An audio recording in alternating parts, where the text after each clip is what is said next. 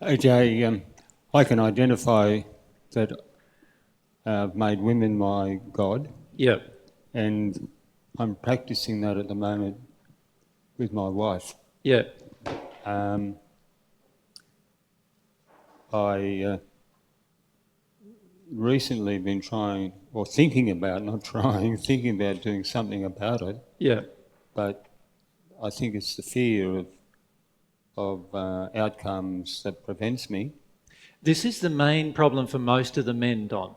It is the fear of the outcome that causes us to run away from truth and love in the situation. And the outcome, the problem is that for the majority of us, we've fed our wives or our partner, the women in our life, including our daughters, in your case, including your daughters, you've fed them so many untruths about themselves, right? About their rightness and righteousness and all these other things, how good they are and beautiful they are and all these other things, that actually are things that they're now used to receiving, that once you stop saying these things to them, there's going to be a backlash. There is going to be a backlash, and the majority of us guys are so afraid of the backlash that we don't engage the process. Does that make sense?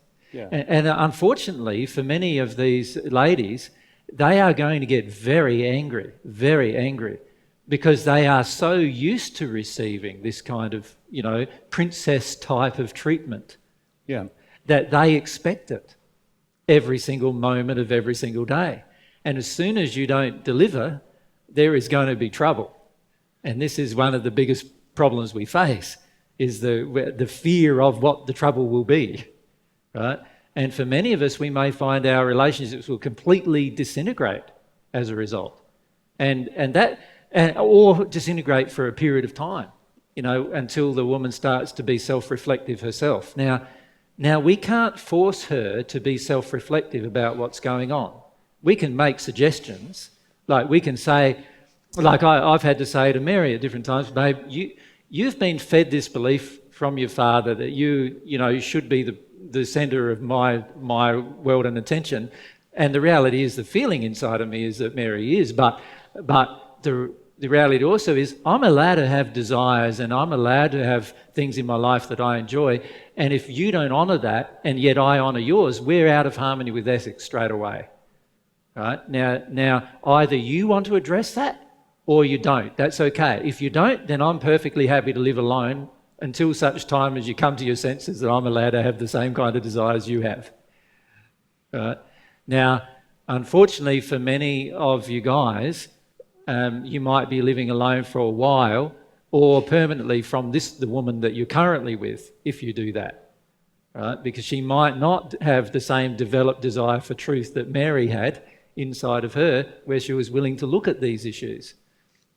But there's little you can do about that. If you want to have a relationship with God, you're going to have to honour love and truth in all interactions, and then let things go where they go. You know what I mean? It's like throwing the dice in the air and seeing how it all falls in the end. Yeah, right. And that's what most of us don't want to do. No, it's a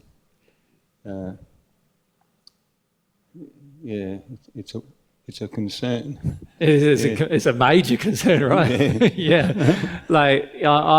I've been in this situation a number of times in my life where I was doing everything for the woman, and she was not even seeing half the time what was being done for her.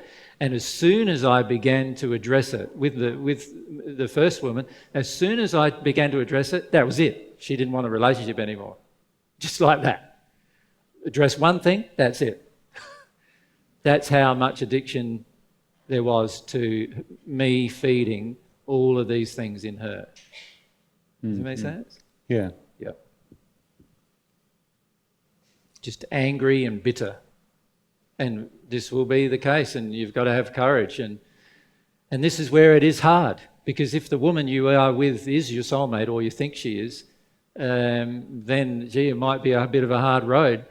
But if you think about it, in a way, we've assisted them to become the monster they now are by feeding all of this desire or addiction in them, we've fed the monster, and that's made the monster bigger. You know, if right back at the beginning in our relationship we started to confront these issues, we might have had 1 or 2 rocky years and then had a good relationship after that. You know what I mean? Yeah. But we were too afraid even then, because we were taught by our mothers to do something different. Yeah. So it does require courage, Donna. It's quite difficult. Yeah, courage is very important. Yeah. Courage for God's truth. Courage to, this is where, what helps me the most is I go, okay, my desire for God is stronger than anything else. Does that make sense?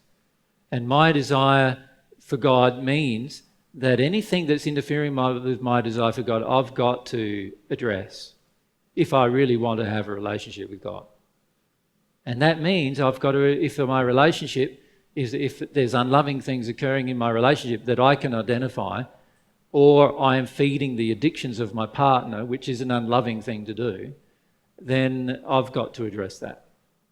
And while I might love my partner, at the end of the day, I do it because I love her. I address these issues because I love her. Because the only way for our soul to grow towards God is for one of us to get into a better condition than where we are. Now, if that person happens to be me, and that's the only person I can control, myself, if that person happens to me, now the other half has a chance to join me in that new condition. Right? But if I don't act, then the other half is going to have to do it all herself first, and then I'll have to join her.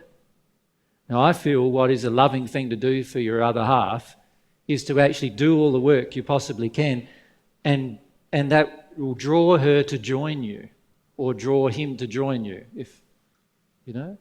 And that's really what we want to do.